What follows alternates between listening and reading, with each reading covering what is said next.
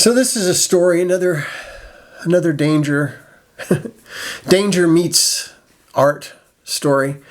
This time it wasn't me in danger, but I was there, and it was very scary.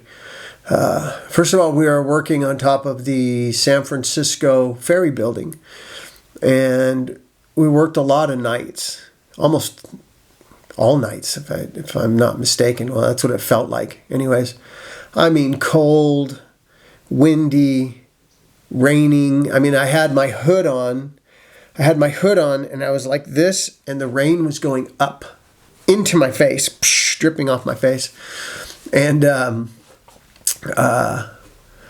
it was just miserable, right? And of course, you know, I'm the cool guy in the silk shirt and a little light jacket, just like, and then they say action. Where do we need to go, boss? Kind of thing. But we were doing a stunt where one of our guys was hung up and he was hanging from the sign. And I try not to do a lot of name dropping, but I don't know. If you know the show, you'll figure it out. But one of our guys was hanging from part of the sign over the street, like, I don't know, 6 stories or something over the edge. And he was in a full harness. And these harnesses that you have to wear, they're really tight. You know, it's like almost like a girdle thing that goes between your legs. And if it's not really tight, really snug, it can cut off the circulation to your femoral artery in your thigh, and you could pass out. You know, other bad stuff could happen from that.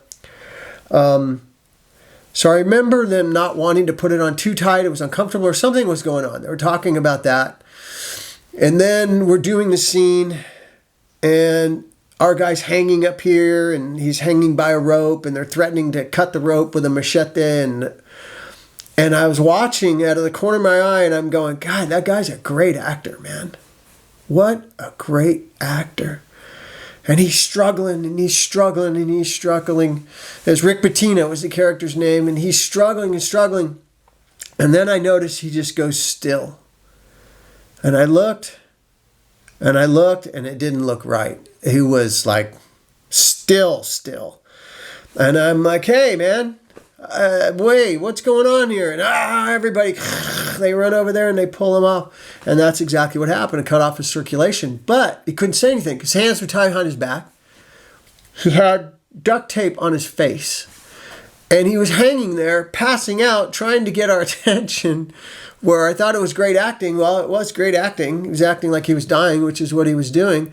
And brought him back down, and, you know, he came back to life, and everything was, you know, happily ever after. But it was another one of those scary moments. And it was really scary, because I knew, you know, I'd met his wife and his kids, and we'd just met, and it was, it was nuts. Just nuts.